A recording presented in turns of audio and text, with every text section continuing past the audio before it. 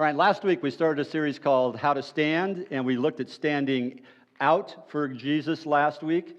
Next week we're going to look at how to stand strong for what is right. Then we're going to learn how to stand in faith. We're going to learn how to stand firm, because we're looking at the book of Daniel, and Daniel has 5 really interesting encounters where you see him standing for God in the right way at the right time. And so we want to look at that. So today we're going to learn about standing up, and we're going to look at a story in Daniel chapter 4 today.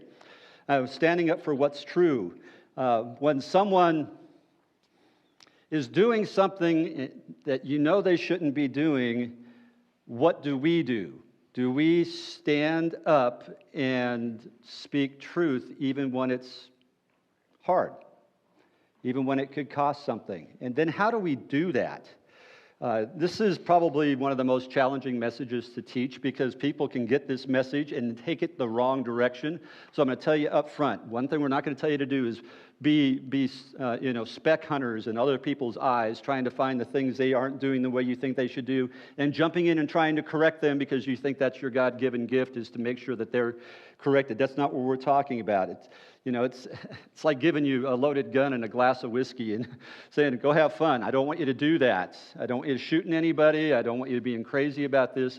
But there are times in our lives when we need to stand up to something someone else is doing because we care about them and we want to do something to help them. And so the story in Daniel today helps us to see that. And so let me ask, first of all, how many of you are more naturally non-confrontational? Raise your hand for you don't really care to confront, okay? Some of you are afraid to raise your hands because you don't want to confront raising your hands and people seeing it, but that's okay. How about those of you who you find confrontation really easy?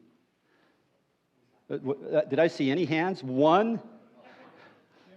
It's the female engineer. I don't know what that means. Anybody? Well, Mike's a police officer. I hope he knows how to. I don't know if it's natural for you though, Mike. Is it? It is. Oh, yes, it is. Thank you. Thank you, Kelly, for informing us of Mike's behavior. Oh, anyway, those of you who naturally like to confront are the guys that kind of wait for me to say something wrong, so you can just send me an email or a text message or grab me after church and say, I don't know if I agree with what you just said. And I don't really care. You send it to idon'tgiverip.com because I don't care. But no, in all seriousness, we can sometimes be very naturally oriented to confronting people, and other times that we're not. So when I talk about confrontations, I think there's 2 confrontational extremes that we're going to see.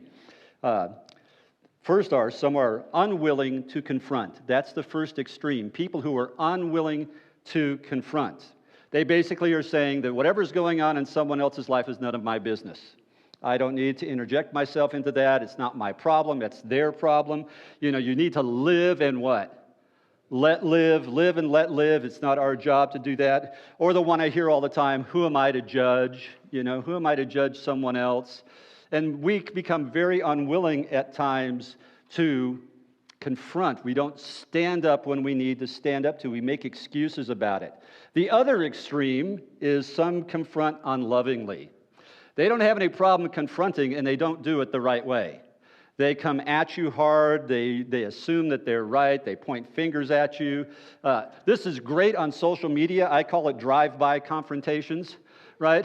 They see something and they post something really ignorant. They don't know anything about the situation. They say something awful to you. They're trying to say, I'm right, you're wrong. It's all over the internet when you do that. So easy with social media.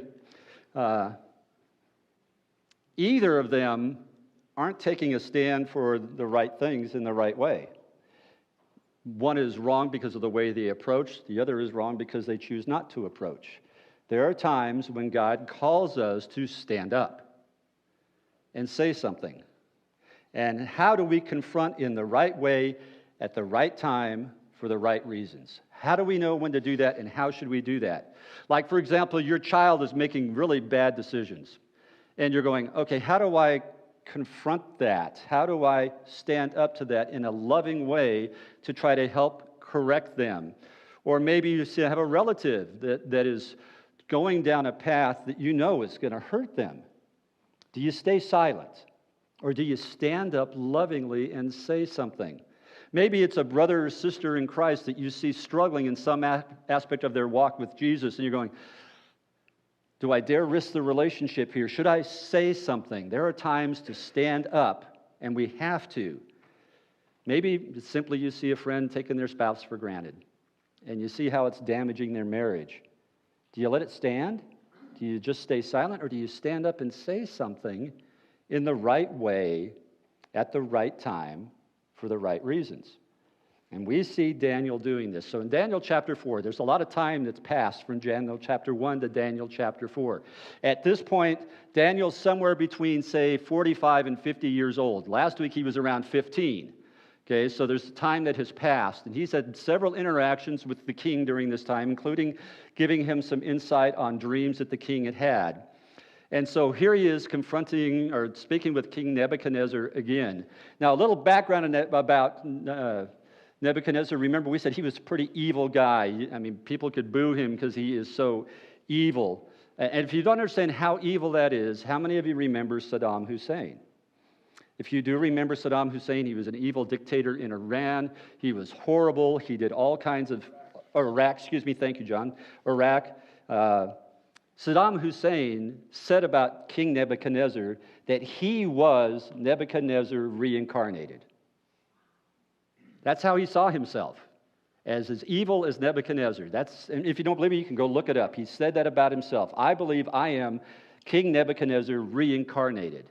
And so if you see the kind of evil and atrocities that he performed in Iraq and with his people and the genocide that he tried to accomplish there, this is the kind of person Nebuchadnezzar was as well. He was not a good man. Okay, but there are times that you will read, as you read the book of Daniel, that Nebuchadnezzar started to turn his attention towards God. But then you will see his pride grabs a hold of him and pulls him back. And he does this several times. So the king, as he did, had dreams, and he always wanted to know what his dreams meant. And so he has this dream, and this dream, he couldn't understand it, so it really rattled him. So he calls his interpreters to come and interpret the dream for him. And in Scripture, it says either they couldn't or they wouldn't. It's translated differently in different translations. Either they couldn't or they wouldn't give him the interpretation. I tend to believe, as most commentators believe, that they wouldn't give him the interpretation of the dream because they knew if they did, the dream was going to make him look bad. And if they were the giver of bad news to the king, it could cost them their life. So they just basically threw up their hands and says, I can't tell you, I don't know what this means. So they either couldn't or wouldn't, but likely they wouldn't do it because they were afraid for their own lives. So Nebuchadnezzar calls Daniel. Daniel has done some interpretation for him in the past. He says, Daniel, I want you to come and interpret my dream for me. I don't know what's going on here. There's this image of a large tree in the middle of the earth, and it grew tall and it grew strong and it reached up to the heavens, and he wants Daniel to help him understand, what's this tree represent? Is this about him?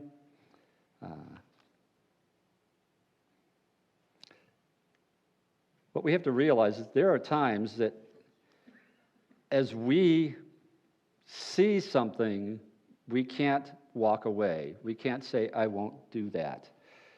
See, this big tree is growing. It's providing shade. It provides fruit. It gives the whole world benefiting from this tree. There's birds that nest in this tree. Then it says the Holy One of Heaven cuts the tree down and scatters its fruit. That's the dream. Chases the animals from the shade. And all it leaves is a stump in the ground. So everyone will know that the Most High rules, it says, in the kingdom of this world. And Daniel, honestly, he doesn't like what he is hearing. Because now he's in this tricky spot of, do I give him the interpretation, which anybody could have figured out if they read the dream, about the dream, or do I back off like everybody else and say, I really don't understand this one?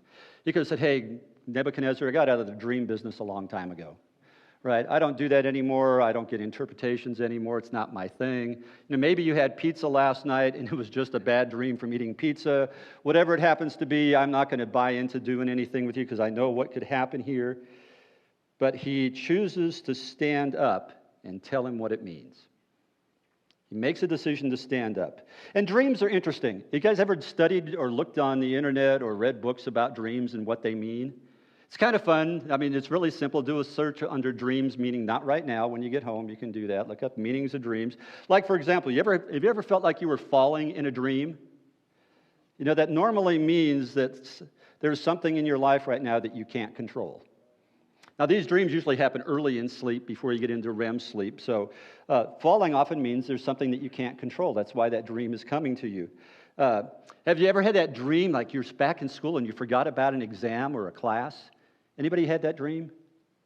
Thank you. I have those still as an adult today once in a while. You know what that literally, they often means that you probably don't feel prepared about something that's happening in your life. You're not prepared, so that dream comes. Have you ever felt like you were just stuck and couldn't move? Anybody have that dream? Often means that you're overwhelmed in life. Ever have dreams about dirty water? I didn't know this one existed. That often means your body's trying to tell you that it's sick. There's something going on. If you dream about chocolate, it means you think you deserve a reward. And I thought, well, I've never dreamt about chocolate. I can tell you that. Now, if you're dreaming and you dream that you have to go to the bathroom, that's not a dream. Wake up, go to the bathroom right now because the body's calling you to do something, okay? But then sometimes there's dreams that my wife has that include me, and she wakes me up and she's what? Mad at me for the dream that she just had. And I'm not going to try to interpret that for her either. I just try to stay out of her way because her dream has affected me somehow. King wants an interpretation. There are interpretations to dream. And Daniel lovingly says, I wish this had really applied to your enemies. But he stands up to the king because it's the right thing to do, and he wants the king to know because he honestly cares about this king. If you read Daniel, you see he has a caring attitude towards the king. And it says this in verse 22 of chapter 4. Your Majesty, you are that tree. You've become great and strong. Your greatness has grown until it reaches the sky, and your dominion extends to the distant parts of the earth. Could have stopped there, but he says, nope, let me give you the interpretation. Let me tell you what this really means. You will be driven from people and will live with the wild animals. You will eat grass like the ox and be drenched with the dew of heaven. 7 times will pass for you until you acknowledge the Most High is sovereign over all kingdoms on earth and gives them to anyone he wishes. Well, that's tough. King, you're in trouble. Okay? The command to leave the stump of the tree with its roots means your kingdom will be restored when you acknowledge that heaven rules. Could have stopped, but he said, no, I'm going to tell him what it means. He could have given him part of the interpretation, but not all of the interpretation. But he gave him all of it. He stands up to the king because he wants him to know about the goodness of God. It's been his desire all along that Nebuchadnezzar would know who God is. And so he tells him this, and it's got to be tough. I mean, how do you tell the king that you're the bad guy and bad things are going to happen to you, and the only way to get out of it is to acknowledge who God really is? It's the only way. And this is the guy who believes he's the God, that he is the ultimate power. So how do you do that? But he stands up to him anyway, risking his own life to do this. Why? Because he wants the king to be blessed. He wants the king to know the truth. Because he wants the king to not have to experience the awful thing that could happen to him. And so he says this, because he could have just stopped here. He could have just shut up, not said anything else. Notice what he continues to say. Verse 27, King Nebuchadnezzar, please accept my advice. And here's his advice. Stop sinning and do what is right. How powerful is that? Almost every time you interject yourself into someone's life because you're concerned about what they're doing or where they're going, these are the words that come out. Stop doing what you're doing and do what's right. Stop sinning and do what's right. Break from you to the poor. Perhaps then you will continue to prosper. King, I want you to be blessed, but this is what you got to do. Here's what you're not doing. This is what you have to do. If you don't want this dream to become a reality, you need to stop doing the evil things you're doing, and you need to start showing grace and compassion to others. And so what does he do? Well, at this point, nothing. And guys, here's the point. When you're doing life around God's Word as God's people, there are going to be times that God's people need intervention. There's going to be a time when you're going to have to go to someone and talk to them. And you're going to have to stand up to someone who is doing wrong because it's the right thing to do, even if it might cost you. Now, there's nothing I think that's ever going to happen to any of us in this room where we go to another Christian to help them and reach out to them and show them what's going on in life that they're going to kill us for it. Okay? What they'll do is defriend you. They won't talk to you anymore. They will ignore your advice and do what they want anyway. They'll strain the relationship. Or they may, hopefully, prayerfully, say, you're right. And you correct them. And you're used as an agent of God to bring about good in their life. But I guarantee you, if you care about the people that you do life with that are people of faith, you're going to have this opportunity. And they may have that opportunity with you as well. Now, you're not out there looking for it. You're not hunting people down, trying to say, I want to point at the things in your life that I think are wrong. We're talking about things that truly affect people.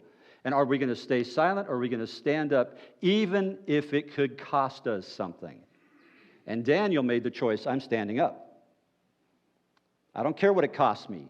The king, I care too much about the king to not tell him the truth. So I tell him the truth.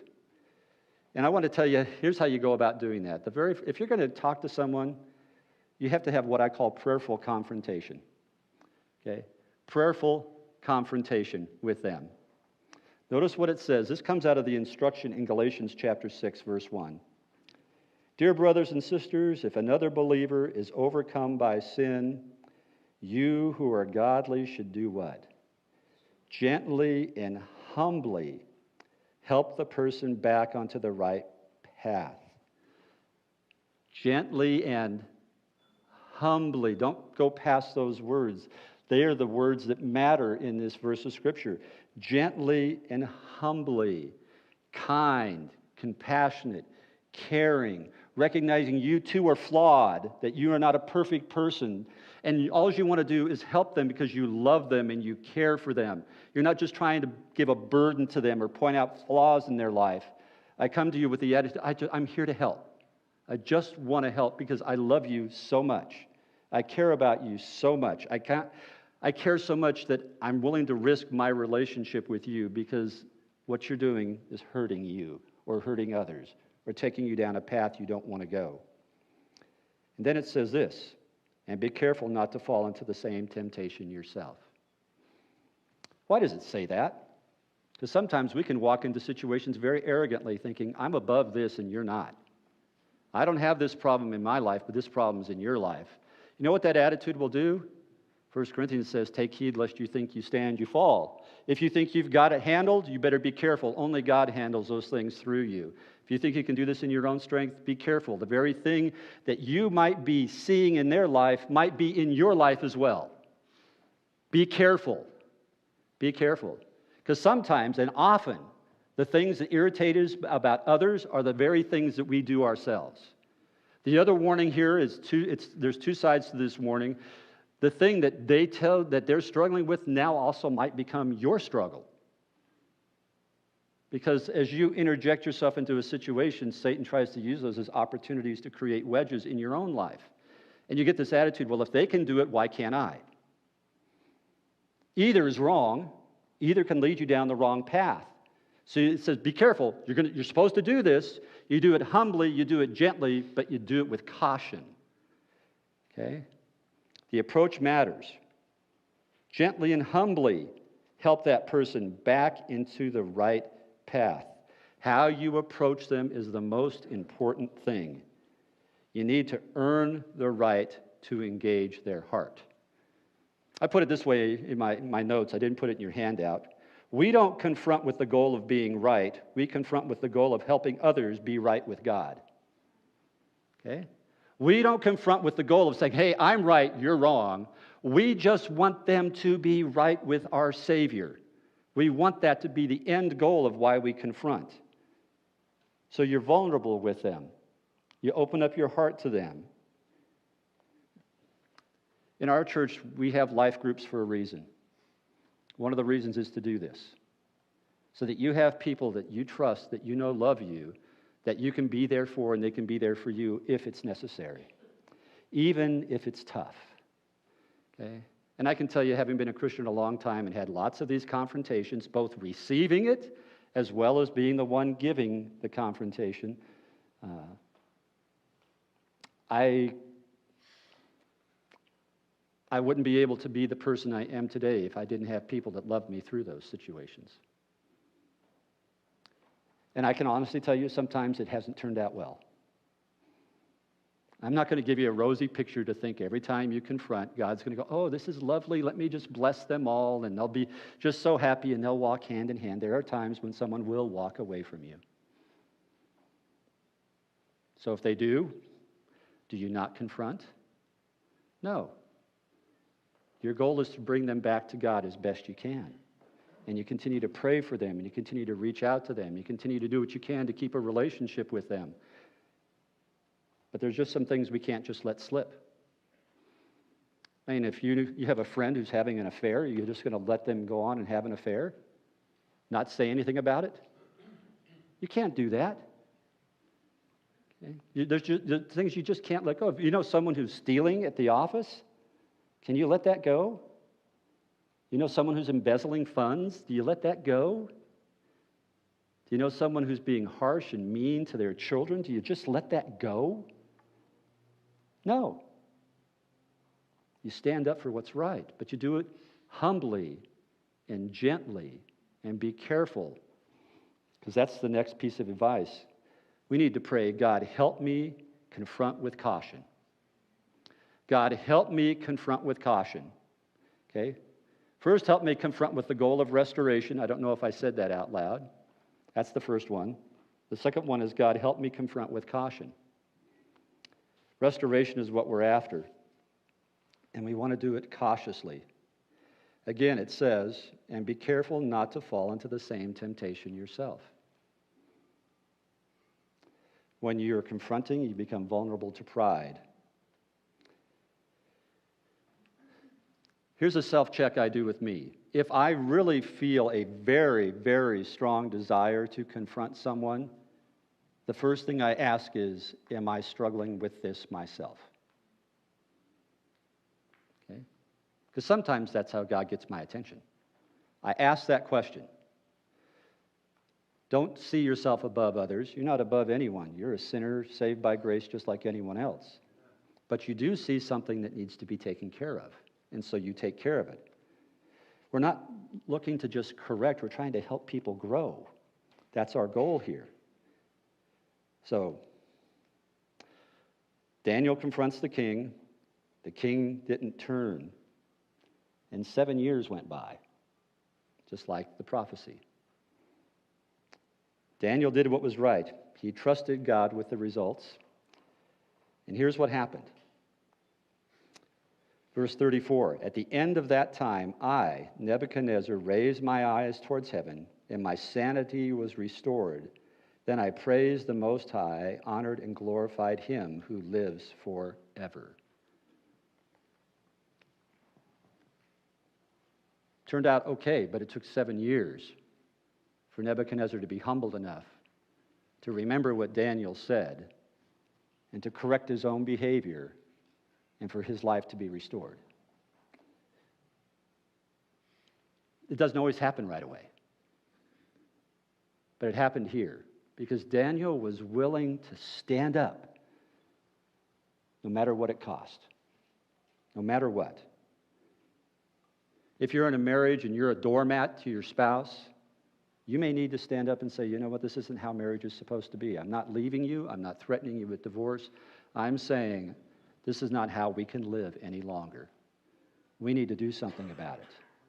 We just need to do something about it. Okay? If you're at work and you're constantly being ignored and your boss is putting you down, you may need to lovingly stand up to your boss and say, you know what, I'm here to help the company do better. Give me the opportunity. Give me the opportunity. Stand up for what's right. That child that's going in the wrong direction, that you don't know, you're pulling out what's left of your hair. You sit down with them and you talk to them. You encourage them. Your job is to do what's right. Then you trust God for the results. You do what's right up front, and you trust God with the results. The results are His business. Our business is to do what's right. So as we look at Daniel here, all we really want is for people to be right with God. So if we need to say something, we say it. And we do it lovingly, we do it gently, we do it prayerfully, we do it with caution, but we do it not because we're right, but because we want them to be right with God. That's our goal, for them to be right with God. And when we do that, James tells us that we can literally save their soul from death. I want to be the person that does that for someone else if necessary. And I want someone to do that for me if necessary. I want my friends to love me enough to confront me when I need confrontation. What about you? I would choose today that we be the kind of people that stand up, not just to stand up, but to stand up for what's right, because we care about the person. We want them to be right with God. Let's pray.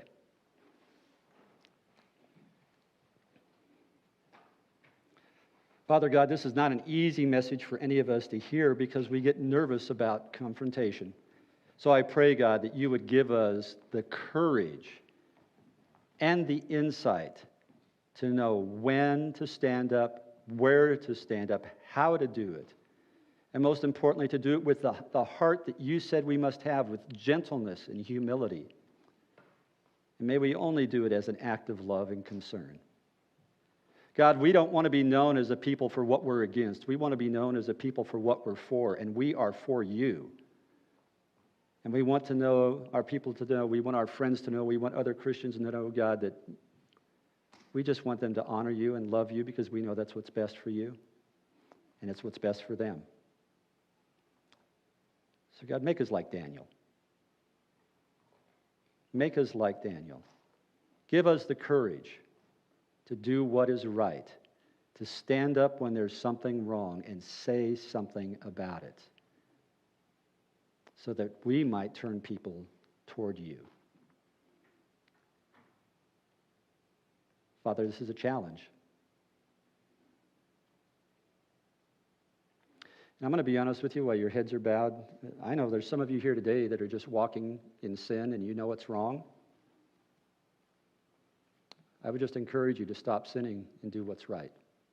You know, there might be somebody watching online and you're living your life as a Christian halfway and wanting to do what you want and not do what God wants. And no one has spoken up to you yet about it, and you think you're getting away with it. I want to let you know you don't get away with anything. God sees it all. So today I lovingly just want to tell you, stop. Stop what you're doing that is hurting the heart of God and do what is right. There's some of you right now with your heads bowed, you're thinking of a person that you need to talk to, and you're wondering, should I do that? I pray that God would grant you insight and wisdom on how to handle that situation so that you can lovingly help correct them and show them the right path. God, may we be a people who love each other enough to risk relationship so that they might know you. Father, grant us that courage and bless those efforts, we ask in Jesus' name. Amen. Let's stand and sing together.